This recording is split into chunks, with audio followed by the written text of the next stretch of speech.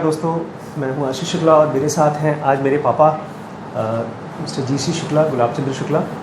हम लोग बहुत से लोगों के इंटरव्यूज़ लेते रहते हैं। अभी पिछले 2-3 महीने पहले उन्होंने एच.सी. महाजन जी का एक इंटरव्यू लिया था, तो उसमें उन्होंने डिस्कस किया था कि कैसे एक आईएएस आदमी कैसे तैयारी करता है, पढ़ाई कैसे करता है।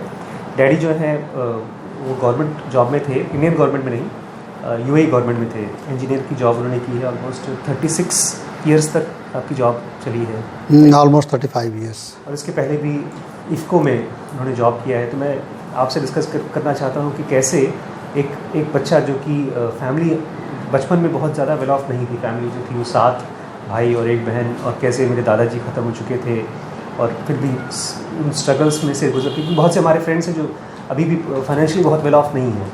उनको लगता होगा कि जब तक पैसे रुपए नहीं है घर में तब तक आदमी पढ़ नहीं सकता, तब तक उसके लाइफ में कोई अपॉर्चुनिटीज़ नहीं है। तो मैं डिस्कस करूँगा पापा से कि कैसे आपने कैसे अपने करियर के बारे में सोचा, कि बचपन में जब सब एक काम कर रहे हैं, सब खेल रहे हैं, सब एंजॉय कर रहे हैं, तो आप पढ़ाई कर रहे हैं, तो वो क्या आपके मन में ऐसा नहीं आया? तो सबसे पहले मैं पापा से पूछूंगा कि आप बचपन की पढ़ाई के बारे में बताइए। आप बताते रहते हैं अक्सर उसके बारे में, कैसे आप गौशाला में रहे थे, उसके बारे में थोड़ा सा कुछ हमारे सब्सक्राइबर्स को बताइए। ये गौशाला वाला जो एपिसोड है तो काफ़ी सालों के बाद आया था। मैं शुरुआत में बताना चाहूँगा कि मैं एक बेसिकली फार्मर का लड़का था और हमारे पिताजी फार्मिंग करते थे, हमारे दादा थे, हमारे चाचा थे। तो एक तरह से हम लोगों के यहाँ जो कैश इनफ्लो होता था वो बहुत ज़्यादा नहीं हुआ करता था। खेती में से जो कुछ भी प्रोड्यूस होता था वही घर में यूटिलाइज होता था और उसी को थोड़ा बेच करके और जो पैसे वगैरह इकट्ठा होते थे वो पढ़ने वगैरह में या और किसी भी कामों में लगाया जाता था। लेकिन जहाँ तक मेरी पढ़ाई का संबंध है, मुझे कभी ऐसा लगा नहीं कि मेरा कुछ ऑब्जेक्टिव लाइफ में है और अदर देन स्टडी, जो कि उस पीरियड की बात थी। जब मैं पढ़ता था तो मुझे लगता था कि शायद मेरा काम पढ़ना ही है, इसके अलावा और जो कुछ भी काम है वो मेरा काम नहीं है। हालांकि मैं उसे करता था, लेकिन उसको मैं ऐसा नहीं समझता था कि ये मेरे लाइफ का इस पीरियड का ये गोल है। जैसे स्टूडेंट पीरियड में मुझे खाली पढ़ना ही मुझे मेरा गोल दिखाई देता था। और जहाँ तक आपको लगता नहीं था कि पढ़ाई करके कुछ मिलेगा, कुछ होगा? आपको आइडिया था कि जॉब मिलेगी, इससे जॉब है मार्केट में?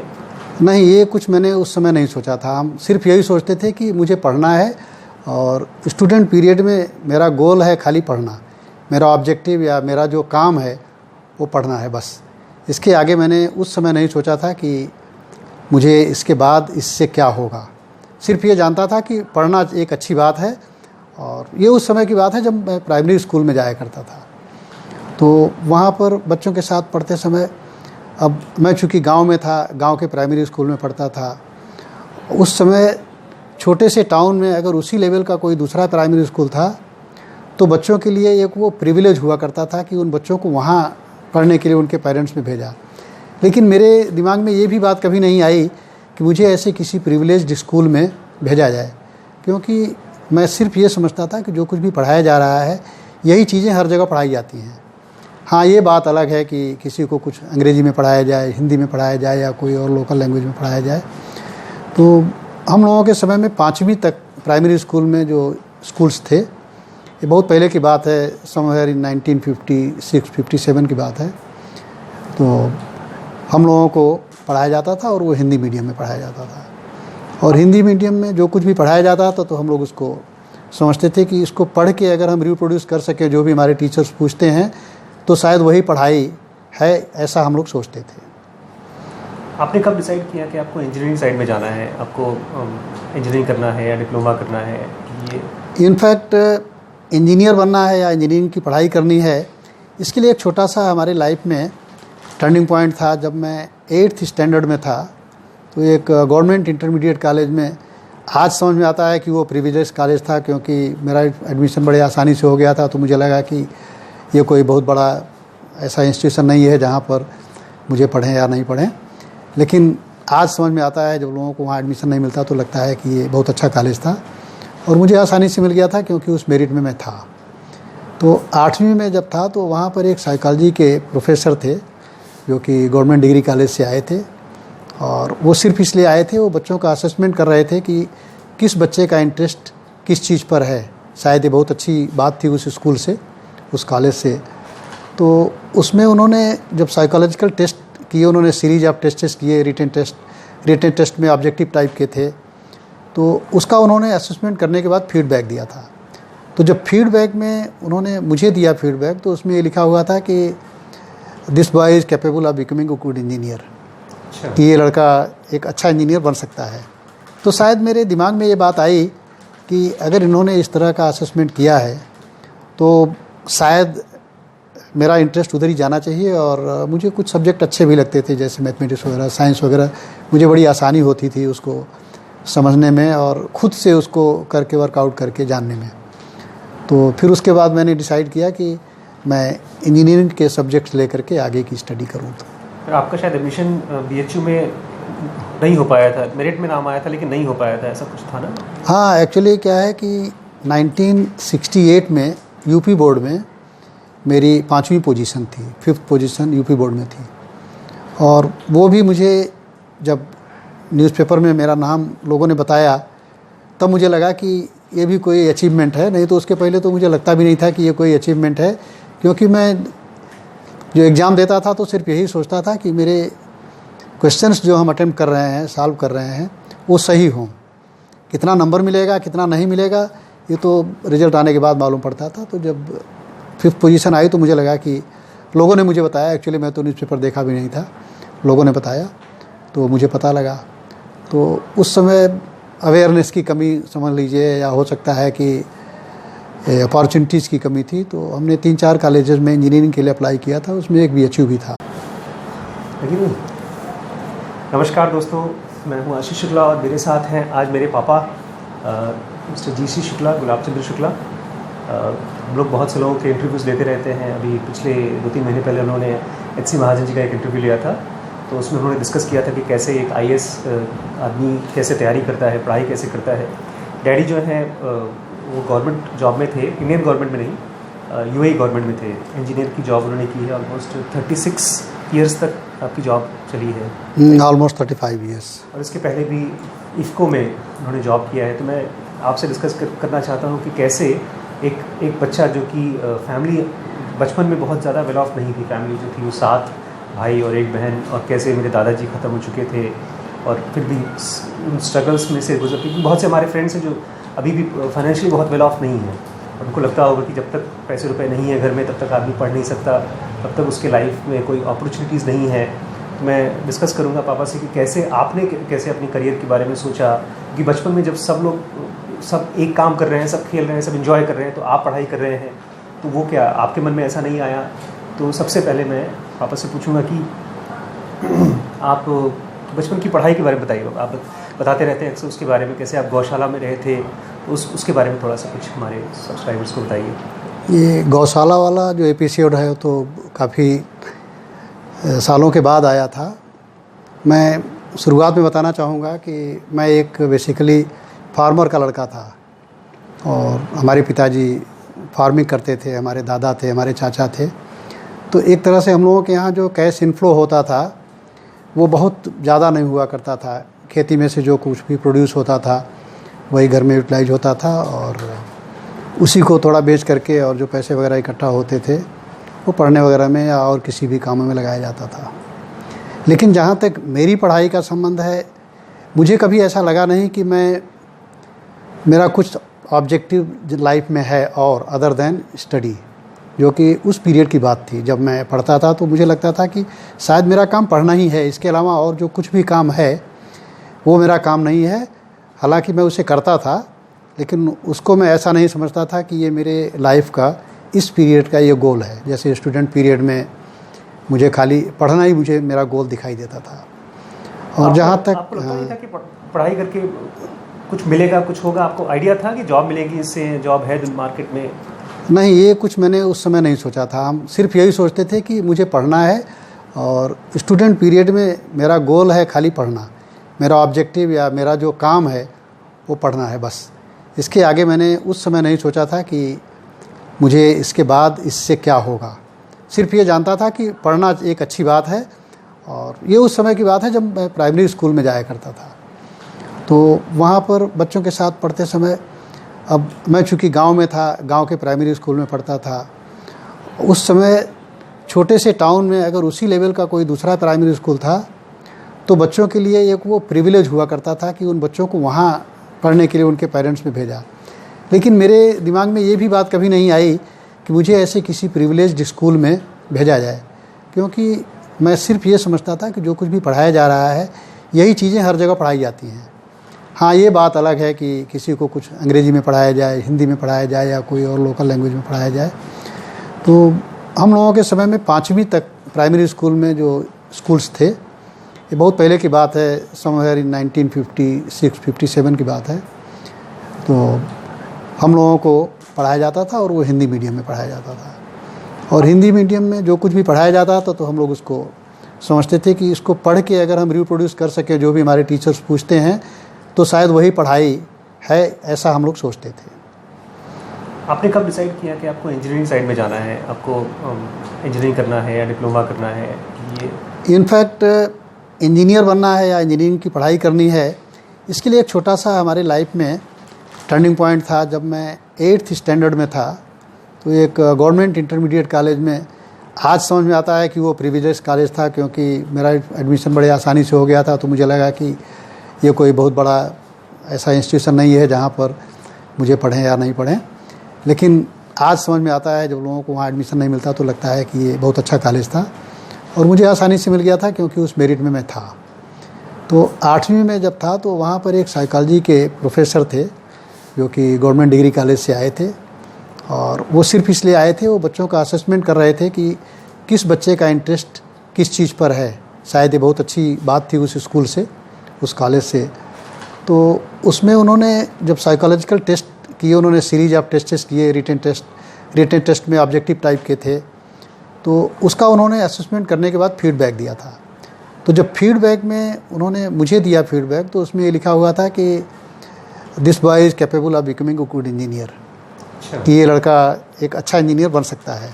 तो शायद मेरे दिमाग में ये बात आई कि अगर इन्होंने इस तरह का असेसमेंट किया है तो शायद मेरा इंटरेस्ट उधर ही जाना चाहिए। और मुझे कुछ सब्जेक्ट अच्छे भी लगते थे, जैसे मैथमेटिक्स वगैरह, साइंस वगैरह, मुझे बड़ी आसानी होती थी उसको समझने में और ख़ुद से उसको करके वर्कआउट करके जानने में। तो फिर उसके बाद मैंने डिसाइड किया कि मैं इंजीनियरिंग के सब्जेक्ट्स लेकर के आगे की स्टडी करूँ। तो आपका शायद एडमिशन BHU में नहीं हो पाया था, मेरिट में नाम आया था लेकिन नहीं हो पाया था, ऐसा कुछ था ना? हाँ, एक्चुअली क्या है कि 1968 में यूपी बोर्ड में मेरी 5वीं पोजीशन थी, 5th पोजीशन यूपी बोर्ड में थी। और वो भी मुझे जब न्यूज़पेपर में मेरा नाम लोगों ने बताया तब मुझे लगा कि ये भी कोई अचीवमेंट है, नहीं तो उसके पहले तो मुझे लगता भी नहीं था कि ये कोई अचीवमेंट है, क्योंकि मैं जो एग्ज़ाम देता था तो सिर्फ यही सोचता था कि मेरे क्वेश्चंस जो हम अटेम्प्ट कर रहे हैं, सॉल्व कर रहे हैं, वो सही हों। कितना नंबर मिलेगा, कितना नहीं मिलेगा, ये तो रिज़ल्ट आने के बाद मालूम पड़ता था। तो जब 5th पोजीशन आई तो मुझे लगा कि लोगों ने मुझे बताया, एक्चुअली मैं तो न्यूज़पेपर देखा भी नहीं था, लोगों ने बताया तो मुझे पता लगा। तो उस समय अवेयरनेस की कमी समझ लीजिए, या हो सकता है कि अपॉर्चुनिटीज़ की कमी थी। तो हमने 3-4 कॉलेजेस में इंजीनियरिंग के लिए अप्लाई किया था, उसमें एक BHU भी था। IIT का हमने एंट्रेंस एग्ज़ाम दिया था लेकिन उसमें मेरा सिलेक्शन हुआ नहीं। तो BHU में मैंने अप्लाई किया और मुझे कॉल नहीं आया, मेरा एडमिशन नहीं हुआ। तो हमारे एक रिलेटिव थे जो वहाँ पर एक्सटेंशन डिपार्टमेंट में रीडर थे, मैंने उनकी मदद लेनी चाहिए कि जा कर के वहाँ पता करें कि क्यों नहीं हुआ, क्या शॉर्ट कमिंग है, क्या प्रॉब्लम। तो मैं उनके साथ गया, उन्होंने रजिस्ट्रार के पास जा कर के बात किया। तो रजिस्ट्रार साहब ने कहा कि तुम्हारा इतना मेरिट में इतना अच्छा स्कोर है तो तुम्हें तो ज़रूर इंजीनियरिंग कॉलेज में एडमिशन मिलना चाहिए, अभी मैं तुम्हारी एप्लीकेशन मंगवाता हूँ, चेक करता हूँ। फिर उन्होंने मेरे एप्लीकेशन मंगवाया तो उसमें एक बड़ा सा स्लिप लगा हुआ था, उस पर लिखा था अंडर एज। तो मेरी एज उस समय 16.5 ईयर्स थी और रिक्वायर्ड एज था 17 ईयर्स। तो उन्होंने कहा बेटा तुम इस साल तो एडमिशन नहीं हो पाया और इसको तो मैं एज की वजह से मैं इसको कम भी नहीं कर सकता, अगले साल तुम आओ और तुम्हारा एडमिशन ज़रूर होगा। आपको पता है जेठमलानी के बारे में भी कहानी है कि उसको भी अंडरेज करके एक जॉब के लिए उनके इंटरव्यू मैंने देखा था, तो आप ही कहानी है। बाद में उन्होंने शायद पिटीशन फाइल कर दिया था और फायर हुआ। आजकल बच्चे जब 12th में होते हैं तो उनके माँ बाप भी चाहते हैं कि हमारे बच्चे का बहुत अच्छे कॉलेज में एडमिशन हो, और बच्चे भी चाहते हैं कि जो बेस्ट से बेस्ट कॉलेज है उसमें से पढ़ाई करके निकले ताकि उनका करियर अच्छा हो। आपने भी ऐसे ही एक बहुत अच्छे कॉलेज BHU में अपना एडमिशन के लिए डाला था, लेकिन रिजेक्ट हो गया, जैसे आपने बताया अंडर एज की वजह से, एज कम था। सही बात। तो उसके बाद फिर आपने फिर उसके बाद क्या हुआ आपकी लाइफ में? क्योंकि आपका करियर ख़राब नहीं हुआ, अच्छा ही रहा। तो बहुत से बच्चे हैं जो कि अच्छा कॉलेज नहीं मिलता तो फ्रस्ट्रेटेड हो जाते हैं। तो आपके साथ क्या हुआ? आप भी उस समय दुखी हुए थे, परेशान हुए थे, तो क्या हुआ था, कैसे आपका करियर निकला फिर? इनफैक्ट वो BHU में मेरा अंडर एज की वजह से जो एडमिशन नहीं हुआ, उसकी वजह से मुझे तकलीफ़ तो थी, दुख तो था, लेकिन मैं अपना साल नहीं ख़राब करना चाहता था। और उस समय इतना समय भी नहीं था कि मैं किसी और इंजीनियरिंग कॉलेज में ट्राई करता, क्योंकि काफ़ी लेट हो चुका था और मुझे अपनी पढ़ाई कंटिन्यू रखनी थी। तो एक बार तो मेरे मन में दिमाग आया कि मैं BSc कर लूँ। गवर्नमेंट डिग्री कॉलेज था हमारे ज्ञानपुर में ही, लेकिन मेरे दिमाग में कुछ ऐसी बात थी कि मुझे इंजीनियरिंग पढ़ना चाहिए, क्योंकि हमारे एक साइकोलॉजिकल के प्रोफेसर ने डिसाइड करके ये बताया था, कि फीडबैक दिया था कि you can be a good engineer. तो हमारे पास के डिस्ट्रिक्ट में एक मिर्ज़ापुर जगह है, वहाँ पर एक गवर्नमेंट पॉलीटेक्निक था, वहाँ पर मैंने एडमिशन ले लिया और बड़ी आसानी से एडमिशन हो गया। मुझे स्कॉलरशिप भी मिलने लगी क्योंकि मेरिट अच्छे थे। और वहाँ पर तो बहुत सारे प्रोफेसर्स ने ये भी पूछा कि तुम डिप्लोमा करने क्यों आए, you could have gone to some engineering college. अब सबको कितना मैं क्या समझाता, बहरहाल मैंने वहाँ पर अपना करियर पढ़ने का स्टार्ट किया। फर्स्ट ईयर में मैं पढ़ाई किया करीब 10-11 महीने, उसके बाद एग्ज़ाम दिया। तो मैं ये डिसाइडेड था कि नेक्स्ट ईयर मैं BHU में जाकर इंजीनियरिंग करूँगा, इसलिए बहुत अच्छे से पढ़ाई नहीं करी। और नहीं पढ़ने का रिज़ल्ट ज़रूर आता है, पढ़े आदमी तो भी रिज़ल्ट आएगा अच्छा, नहीं पढ़ेगा तो अच्छा रिज़ल्ट नहीं आएगा, जिसकी वजह से मुझे 65% मार्क्स मिले। प्रोफेशनल कॉलेजेज में 66% एक बेंच मार्क है, जिसको फर्स्ट डिवीज़न कहा जाता है। तो मुझे कुछ ऐसा लगा कि 65% से तो मेरा फर्स्ट डिवीज़न नहीं आया। बहरहाल मैं ज़्यादा उस पर ध्यान इसलिए नहीं दे रहा था कि मुझे BHU में जाना था। लेकिन जब नेक्स्ट ईयर BHU में जाने की मैंने कोशिश की, तो हमारे एक चाचा हैं जो कि काफ़ी सीनियर मेंबर थे हमारे घर के, और घर में उनका रेपुटेशन था। उन्होंने मुझे कहा कि तुम जहाँ पढ़ रहे हो वहीं पर पढ़ाई करो, और कहीं पर हम नहीं भेजेंगे तुमको। हालांकि उनके भेजने न भेजने से तो शायद कुछ फ़र्क ज़्यादा ना पड़ता, लेकिन मैं अपनी पढ़ाई यहीं पर मिर्ज़ापुर में ही चालू रखा। और मैं बहुत ही डिसहार्टन हो गया, क्योंकि पढ़ाई फर्स्ट ईयर में मैंने उतना सीरियसली इसलिए नहीं किया था कि मुझे जाना था इंजीनियरिंग में। सेकेंड ईयर में मेरा मन ही नहीं लग रहा था, मुझे लग रहा था कि मैं शायद गलत जगह में आ गया हूँ, मुझे इंजीनियरिंग करना चाहिए था और मैं डिप्लोमा कर रहा हूँ। इसलिए पूरे साल वो हमारे रिफ्लेक्ट करता रहा और मैं अच्छे से पढ़ाई नहीं किया, पढ़ाई नहीं कुछ। एग्जामिनेशन हुआ और मैंने मार्कशीट, उसमें रिज़ल्ट देखा मैंने न्यूज़पेपर में, तो मैं पास हो गया था। मेहनत किया नहीं था, कुछ पढ़ा लिखा नहीं था, लेकिन पास तो हो गया था। मैं गया मार्कशीट लेने के लिए, तो हमारे जो क्लास टीचर थे, एक मिस्टर DP शुक्ला थे, I have full respect for him and till today I remember him. तो उनसे मैंने अपना मार्कशीट मांगा, तो उन्होंने टॉप के 4-5 मार्कशीट को देख करके उन्होंने मार्कशीट को लगा के रखा था इस ऑर्डर में कि जो टॉपर्स हैं उसी ऑर्डर में उन्होंने लगा के रखा था। तो फर्स्ट 5 मार्कशीट देखने के बाद उन्होंने कह दिया मुझसे कि तुम पास नहीं हो, तुम फेल हो चुके हो। तो मैंने कहा नहीं सर, मैंने न्यूज़पेपर में देखा है, मैं पास हूँ, आप दोबारा देखिए। उन्होंने फिर 4-5 मार्कशीट देखी और उसके बाद बोला कि नहीं तुम फेल हो। तो जब मैंने इंसिस्ट किया कि सर मेरा अल्फ़ाबेटिकल ऑर्डर से नाम नीचे होगा, आप खाली 4-5 मार्कशीट देख रहे हैं और नीचे देखिए, तो उन्होंने जब देखा तो मेरी मार्कशीट थी और मैं पास था। उन्होंने जब उसके मार्क्स देखे, इट वाज 62% रफली, तो उन्होंने मेरी मार्कशीट मुझे देने के बजाय वहीं फेंक दिया। अच्छा। वो बहुत ही हमारे ऊपर गुस्सा हुए और बोले कि ये 62% पाने से अच्छा था कि तुम फेल हो जाते, तुम ये क्या पढ़ रहे हो, किस लिए पढ़ रहे हो, तुम्हारी यूपी बोर्ड में 5वीं पोजीशन थी और तुम यहाँ डिप्लोमा में 62.5% पाए हो, ये तुम्हारा कैरियर है। और इस बात को मैंने रियलाइज़ किया और उनका कहना भी सही था कि अगर मुझे डिप्लोमा लेना था तो ये 62% वाज टेकिंग मी नोवेयर।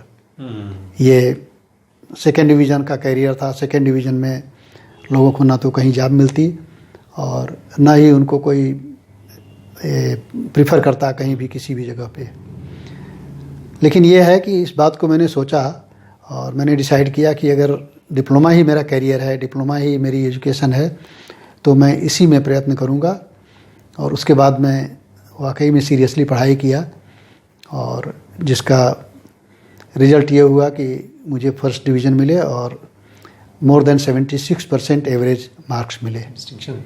हाँ, हालांकि मैं अपने कॉलेज में फर्स्ट नहीं आया और उसका रीज़न यही था कि फर्स्ट ईयर और सेकेंड ईयर के मार्क्स उसमें जोड़े जाते हैं।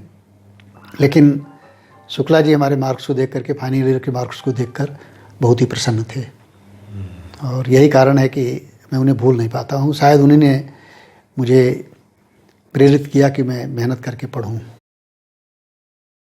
आपने बहुत साल पहले बताया था कि किस तरह से एक इंटरव्यू की कॉल आई थी आपको और आपका इंटरव्यू हुआ था, तो उस आदमी ने आपको जॉब पे नहीं रखा, आपकी बड़ी तारीफ़ करके आपको जॉब पे नहीं रखा। वो बताइए उसके बारे में। हाँ, मुझे याद है 1971 में मैंने जब डिप्लोमा पूरा कर लिया था, उसके बाद नौकरी की तलाश में था। तो औराई एक जगह है हमारे गोपीगंज से करीब 10 किलोमीटर फर्दर टूवर्ड्स वाराणसी।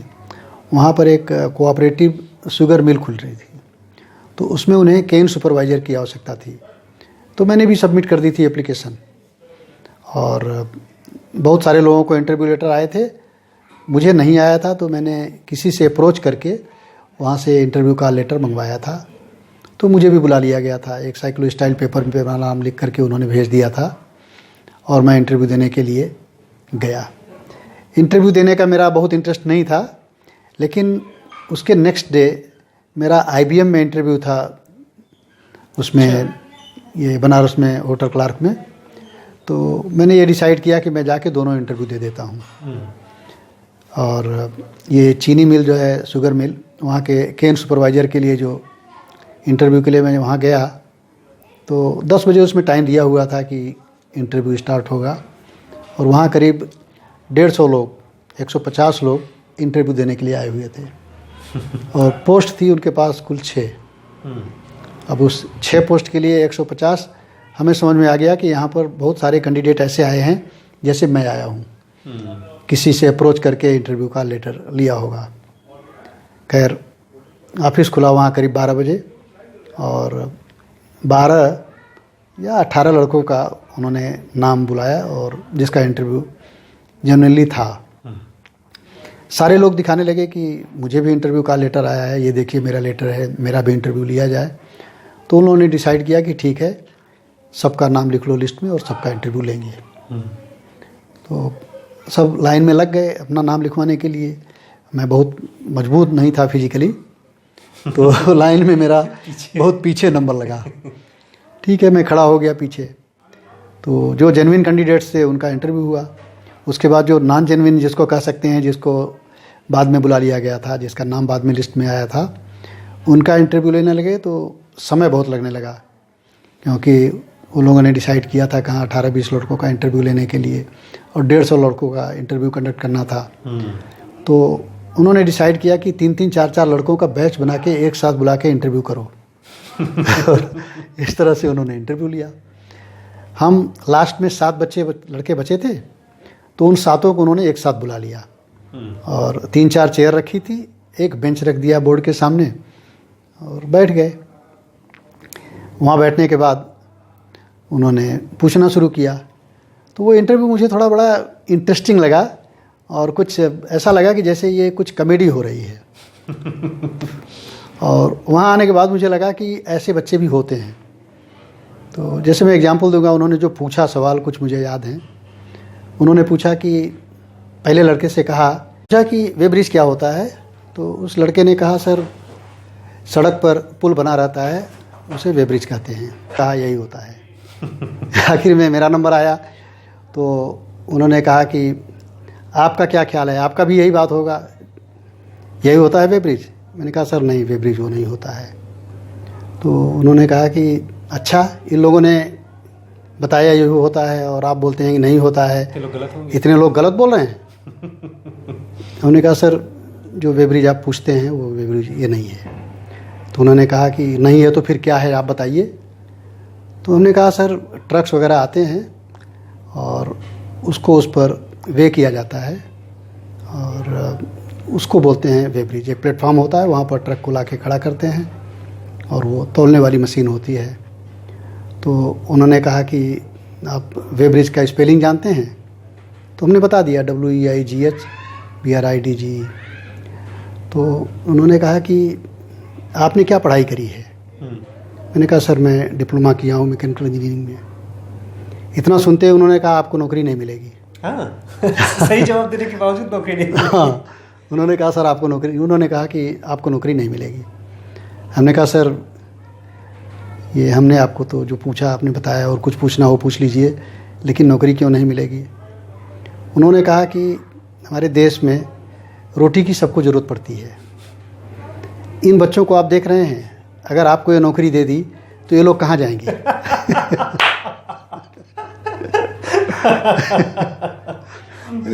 आपको तो कहीं भी नौकरी मिल जाएगी। आपको तो कहीं और नौकरी मिल जाएगी, आप ये नौकरी इन लोगों के लिए छोड़ दीजिए। तो हमने कहा सर 5-6 सीट है, आप एक हमको दे दीजिए। उन्होंने कहा आप देखे हैं कितने लड़कों ने इंटरव्यू दिया है और एक भी लड़का ऐसा नहीं है जिसने ढंग का जवाब दिया हो।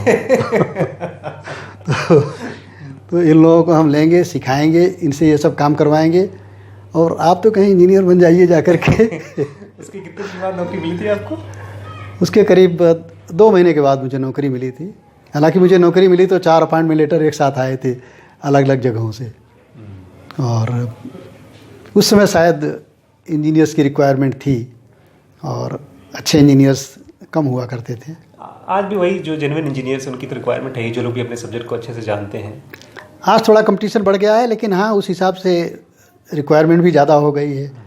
जो लोग अच्छे हैं उनकी हर जगह रिक्वायरमेंट है, हर जगह डिमांड है, और जो बहुत अच्छे नहीं हैं, पढ़े लिखे उतने अच्छे नहीं हैं, नहीं जानते हैं, तो वो तो किसी भी जगह पे फिट नहीं बैठेंगे। अब्बा जी, आपने बहुत लंबे समय तक, हमारे ख्याल से हम अपनी जानकारी में किसी ऐसे आदमी को नहीं जानते जिसने 36 ईयर्स तक एक ही कंपनी में जॉब किया है। इसके अलावा आपने इफ़को में भी ऑलमोस्ट 7-8 साल जॉब किया था, करीब 10 साल। तो 10 साल इफ़को में और 36 ईयर्स अबू धाबी में, ऑलमोस्ट 46 ईयर्स तक आपने जॉब किया। इसके अलावा आपने ITI में 6 महीने जॉब किया था। ये टोटल 3 कंपनीज़ में इतनी कंसिस्टेंटली आपने अपनी जॉब को किया। लेकिन बहुत से लोग हैं जो नौकरियां छोड़ देते हैं, फ्रस्ट्रेटेड हो जाते हैं। आपके ही अपने बहुत से कलीग्स हैं जिन्होंने, किसी ने 10 साल में, किसी ने 20 साल में जॉब छोड़ दी, उसके बाद फिर मल्टीपल जॉब्स करते हैं, तो ये अब करियर के लिए बहुत अच्छा नहीं माना जाता। तो क्या सजेशन है, कैसे आदमी जो जॉब के दौरान जो पॉलिटिक्स चलती है, आदमी का करियर रुक जाता है, लोग प्रमोशन नहीं देते एक दूसरे को, बॉस बुली करते हैं, मॉलेस्ट करते हैं, तो ऐसी कोई इंसिडेंस आपकी लाइफ में, ऐसा कोई चीज़ जो जिससे हम सीख सकें कि हमको करियर में हेल्प करेगी? देखिए, आदमी के करियर का नहीं, उनके लाइफ का भी एक प्रिंसिपल हो। अगर हम किसी को प्यार से बात करेंगे, किसी को इज्जत देंगे, सम्मान देंगे, तो वो आदमी चाहे हमें इज्जत नहीं दे, हमें प्यार नहीं करे, लेकिन उससे पक्का है नफ़रत तो नहीं करेगा। और अगर उसको ये लगेगा कि मैं फ्रॉम माय हार्ट उसे इज्जत दे रहा हूँ, उसे प्यार कर रहा हूँ, तो आज नहीं तो कल वो हम पर ट्रस्ट करेगा और हमारी ज़रूर इज्जत करेगा और हमारी बात को सुनेगा। तो उसमें उन्हें ऐसा नहीं लगेगा कि जैसे मैं उसके साथ कुछ एक्सप्लॉइट कर रहा हूँ या चीटिंग कर रहा हूँ। अब जैसे फॉर एन एग्ज़ाम्पल, मैं इफ़को में था और इफ़को में एक क्लास 4 का एम्प्लॉई था, नाम मैं उसका नहीं लेना चाहता। वो एम्प्लॉई बहुत ही उद्दंड था और किसी भी प्लांट में किसी भी इंजीनियर्स के साथ ऐसा नहीं हुआ कि बहुत बदतमीज़ था। वो बहुत ही बदतमीज़ था और इवन सुपरिटेंडेंट और मेंटेनेंस मैनेजर तक उससे परेशान थे, क्योंकि वो लैंड लूजर था, उसको निकाल नहीं सकते थे और वो काम वाम कुछ करता नहीं था। आखिर में चूँकि मैं लोकल था, मैं इफ़को में था, फूलपुर प्लांट में, और हमारे सुपरिटेंडेंट ने मुझसे कहा कि शुक्ला जी, मैं आपको एक एम्प्लॉय दे रहा हूँ, चाहे वो काम करे चाहे ना करे, लेकिन आप उसको मैनेज करें, वो लोगों के साथ झगड़ा फसाद ना करे, वो डिसिप्लिन में नहीं है। तो पहले तो मैंने उनसे कहा कि सर देखिए, ना तो मैं कोई पुलिस इंस्पेक्टर हूँ, ना ही कोई ऐसा ऑफिशियल हूँ कि मैं उसे दंड दे सकूँ, और जब सबके साथ परेशान कर रहा है सबको, तो आप कैसे एक्सपेक्ट करते हैं कि हमारे साथ वो अच्छे से बिहेव करेगा। तो बोले कि नहीं, मुझे ऐसा लगता है कि आपने सबको अच्छे से मैनेज किया है तो ये भी मैनेज हो जाएगा। हमने कहा ठीक है, भेज दीजिए, देखेंगे। अब उसके साथ मैंने कैसे डील किया था, क्या बात करी थी, वो इस समय के भाव की वजह से हो सकता है बताना उचित नहीं है। लेकिन वो जब मेरे प्लांट में आया, मैंने उसके साथ 5 मिनट तक बात किया। बात करने के बाद मैंने उसको काम बताने शुरू किए कि तुमको ये काम करना है, ये काम करना है, और उसने वो काम सहर्ष और बड़ी प्रसन्नता से किया। अब वो काम क्या थे, ऐसे तो सब लोग इज्जत देंगे, सब लोग प्यार करेंगे, लेकिन मैंने उस आदमी को जिस पोजीशन में उसको नौकरी में रखा गया था, उससे सुपीरियर पोजीशन का काम दिया। जैसे कि वो मज़दूर था, मैंने उसको टेक्नीशियन का काम दिया। मैंने उससे कहा कि तुम ये टेक्नीशियन का काम है, और मैं जानता हूँ कि तुम कैपेबल हो, इसलिए तुम मज़दूर का काम नहीं करो, तुम ये काम करो। वो बड़ा प्रसन्न हो गया, उसे लगा कि मैंने उसको रिस्पेक्ट दिया है और अच्छी पोजीशन में उसको रखा है। और मैं भी टेक्नीशियन का काम उसको वही देता था जिसमें ज़्यादा स्किल की ज़रूरत नहीं हो, क्योंकि अगर स्किल की लैकनेस की वजह से वो काम ख़राब कर देगा तो हमारे लिए प्रॉब्लम हो जाती थी। तो मैं उसको काम देता था, और वो बड़े आसानी से अच्छे से उसको मैनेज करता था। और यहाँ तक कि वो करीब मेरे साथ 1 साल तक रहा। उसके बाद मैंने नौकरी छोड़ दी थी इफ्को से। 1 साल तक वो रहा मेरे साथ, और किसी के साथ भी जाकर के उसने झगड़ा नहीं किया, गाली नहीं दी, कुछ नहीं किया।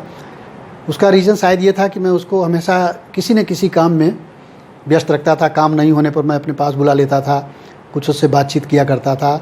हालांकि मेरा उसके साथ से इस तरह का जो बिहेवियर था, उससे हमारे कुछ सुपीरियर्स नाराज़ भी थे कि मैं उसको अनड्यू इम्पोर्टेंस देता हूँ।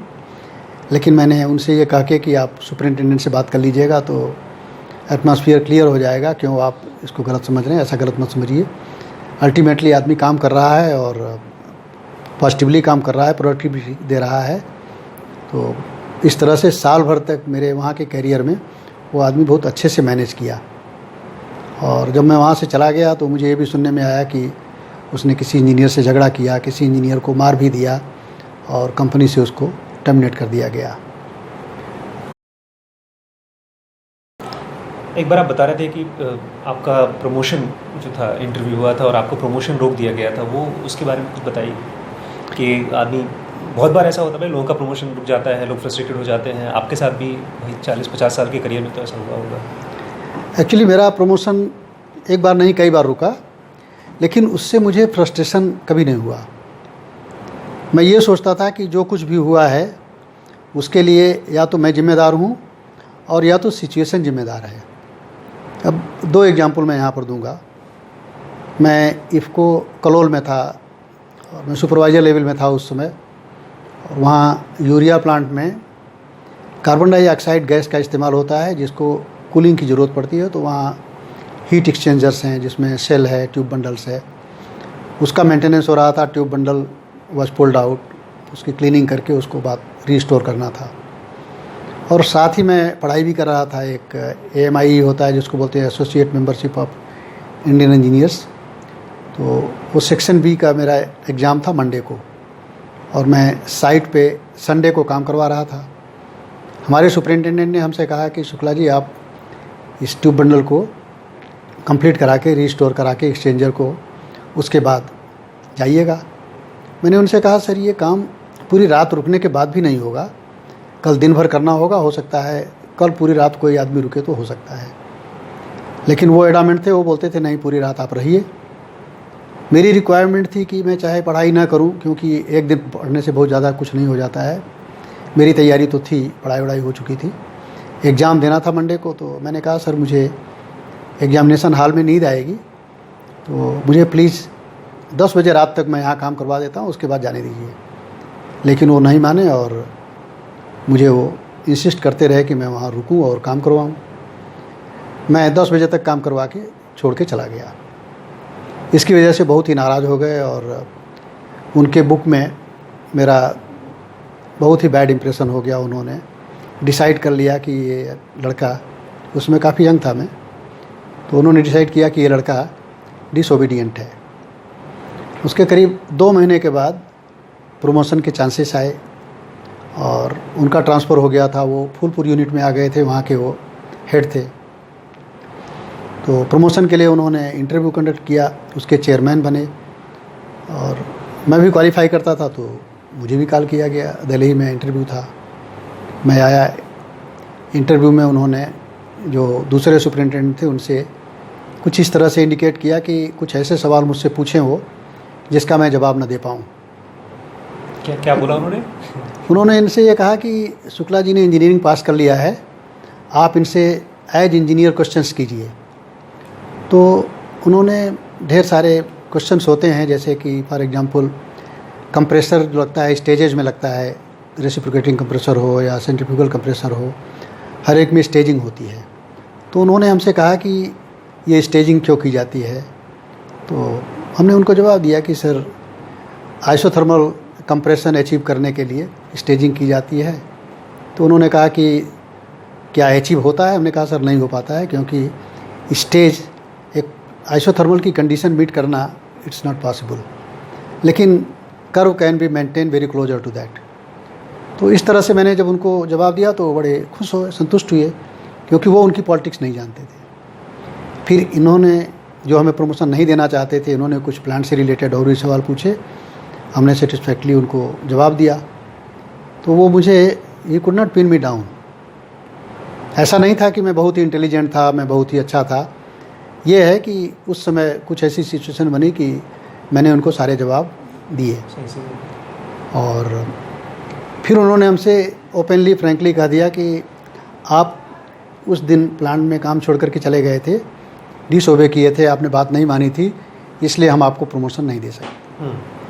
हमने उनसे पोलाइटली जेन्युइनली कहा कि सर लाइफ में कभी न कभी कुछ न कुछ आदमी से, चाहे जान करके चाहे अनजाने में, ऐसी बात हो जाती है जिसकी वजह से लोग नाराज़ हो जाते हैं। तो इस बात को लेकर के आप इतने नाराज़ ना होइए कि हमारा करियर बिगाड़ दीजिए प्लीज़। अगर मैं ये आपकी निगाह में ऐसा लगता है कि प्रमोशन देना चाहिए और मैं मेरिट में आता हूँ तो आप फॉलो कीजिए। अगर मेरिट में नहीं आता हूँ तो I am not saying that you promote me. लेकिन उन्होंने तो डिसाइड कर लिया था, तो उन्होंने सीधा कह दिया मैं आपको प्रमोशन नहीं दूंगा। तो मुझे भी कुछ अच्छा नहीं लगा और हमने उनसे ये कह दिया कि सर अगर आप प्रमोशन नहीं देना चाहते हैं तो ना दें, लेकिन एक चीज़ मैं आपको बताना चाहता हूँ वो ये कि आप न ही हमारे भाग्य विधाता हैं, न ही तो भगवान हैं कि आपके बना देने से मैं कुछ बन जाऊँगा या बिगाड़ देने से बिगड़ जाऊँगा। मेरे करियर में अगर बनना होगा तो बन जाएगा, आपकी जो मर्ज़ी हो करिए।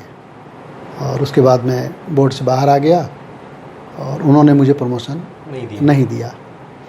लेकिन इसका मुझे अफसोस भी नहीं था, क्योंकि बात तो सही थी, मैंने बात उनकी नहीं मानी थी।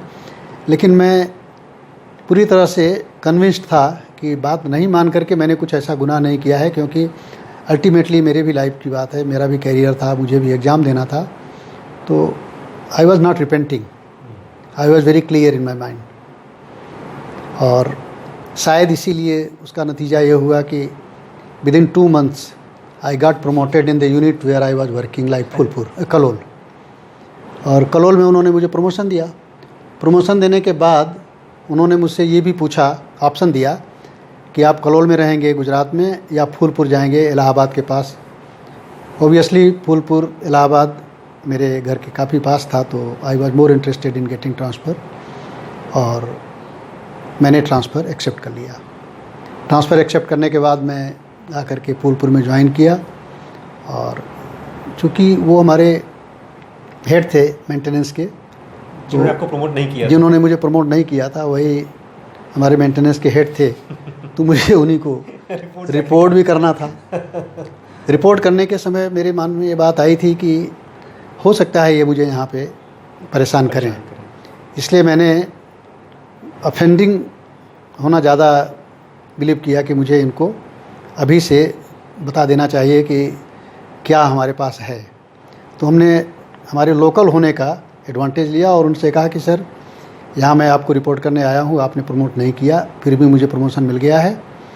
यहाँ आपको मेरी ज़रूरत पड़ेगी क्योंकि मैं यहाँ लोकल हूँ, यहाँ की पॉलिटिक्स में अच्छी तरह समझता हूँ और शायद आप भी समझते होंगे, और अगर यहाँ हमारे साथ कुछ परेशानी होगी तो आपको ज़्यादा परेशानी होगी, हमें उतनी परेशानी नहीं होगी। एक तरह से उनको समझ में आ गई बात। और इन्होंने बाद में उस आदमी को मिश्रा आपको आपके नीचे रखा था जो मजदूर था जिसको, हाँ यही थे जिन्होंने ये सोच करके कि शुक्ला जी यहाँ के लोकल हैं, वो जो क्लास 4 के एम्प्लॉय मिश्रा जी थे उसको हमारे यहाँ ट्रांसफ़र किया था।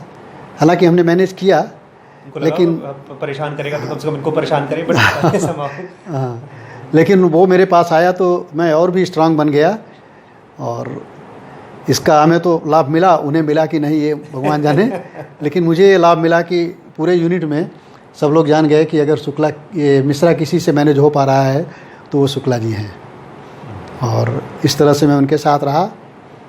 तो इस तरह से बहुत सारी चीज़ें हम लोगों की लाइफ में आती हैं जहाँ लोग डिमांड करते हैं जो जेन्युइन नहीं होती है, और वहाँ पर अगर आप रजिस्टर करते हैं तो ऐसी बात नहीं है कि आपका नुकसान होगा, कहीं ना कहीं से उसकी भरपाई हो जाती है। लेकिन आदमी डरे नहीं और कॉन्शियस उसका क्लियर हो, जानबूझ करके वो ऐसा कुछ ना करे जिसको कि वो खुद नहीं करना चाहता हो। मैं मेरी सिचुएशन में जो करना चाहता था वो एकदम क्लियर था कि मुझे मेरा कैरियर देखना है, और इसीलिए मैं उस दिन रात को रुका नहीं और चला गया था। आपने WBX ज्वाइन नहीं किया है तो बहुत जल्दी ज्वाइन कर लीजिए, बिकॉज उसमें हम लोग इंडियन स्टार्टअप्स के लिए बहुत ही ढेर सारी और बहुत ही रेलेवेंट वीडियोस लेकर आने वाले हैं कि किस तरह से बहुत ढेर सारी फंडिंग मिलती है कंपनीज़ को, और किस तरह से इंडियन कंपनीज़ की मार्केट ग्रो हुई और फ्यूचर क्या है इंडियन कंपनीज़ का। इसलिए मेरा आपको इनविटेशन है कि जो लोग भी स्टार्टअप्स में और वेंचर्स में बिजनेस में इंटरेस्टेड हैं WBX को जल्दी से जल्दी ज्वाइन कर लें। अगर आपको ये मन में उठता है कि क्या पास्ट लाइफ होते हैं, क्या सोल्स होते हैं, मरने के बाद सोल्स का क्या होता है, क्या हम उनसे बात कर सकते हैं, क्या हम अपने पास्ट लाइफ को देख सकते हैं, इस तरह के ढेर सारे सवाल अगर आपके मन में चलते हैं तो पास्ट लाइफ रियलिटी PLR ये आपको ब्लो कर देगा, आपके सारे आइडियाज़ को चेंज करके हमेशा हमेशा के लिए आपको एक नई क्लैरिटी देगा पास्ट लाइफ के बारे में और सोल्स के बारे में। छोटे छोटे डिसीजंस भी लेने से पहले आपको ये जानना होगा कि डिसीजन हमारा माइंड लेते कैसे है, क्या है वो फैक्टर्स जो हमको ज़बरदस्ती फोर्स करते हैं लेकिन हमको पता ही नहीं चलता वो है हमारे अंदर में। अगर अपने डिसीजंस को ठीक करना है ज़िंदगी भर के लिए, छोटे छोटे और सारे बड़े डिसीजंस को, तो you should join our BDM। सबसे पावरफुल स्पिरिचुअल प्रोग्राम इस समय अगर ऑनलाइन कोई है तो दैट इज़ ज़ेनुगा बेसिक कोर्स। और वो इसलिए क्योंकि ये आपका अपना कोर्स है, इसमें मैं आपको पढ़ाता नहीं हूँ, मैं आपका गुरु नहीं हूँ, आप अपने खुद के टीचर हैं। इसलिए you should join Zenuga basic course अगर आप बहुत सीरियसली अपने स्पिरिचुअल पाथ पे आगे बढ़ना चाहते हैं। अब तो आपको पता ही चल गया होगा अवेयरनेस की कितनी वैल्यू है। अगर नहीं पता चला है तो नाउ जो कोर्स है हमारा वो ज्वाइन करके आप सारी की सारी चीज़ें जान सकते हैं अवेयरनेस के, ब्रह्मचर्य और पेरेंटिंग के ऊपर। अगर आपको गहराई से कुछ सीखना है तो यू शुड ज्वाइन SPMT।